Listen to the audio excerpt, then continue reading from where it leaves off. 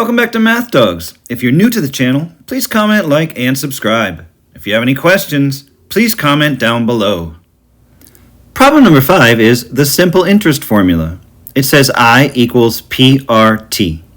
And the problem says Cypress invests $8,500 at a rate of 4.5% for 6 years.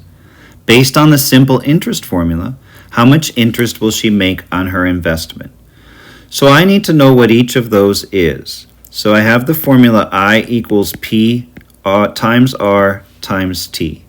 And P is equal to the principal, that's the amount that's invested, and in this case it's $8,500. R is the interest rate, which would be 4.5%, but we'll always write that as a decimal, so we'll move the decimal back 2 places. That will be 0.045. And T is the time in years, which is 6. So I'm going to substitute. The simple interest will be, my principal is $8,500. The rate of interest in decimal form is 0.045, and the time is for 6 years.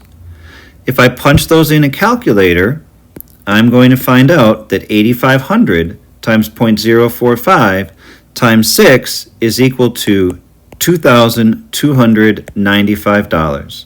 And so that would be the simple interest on this investment.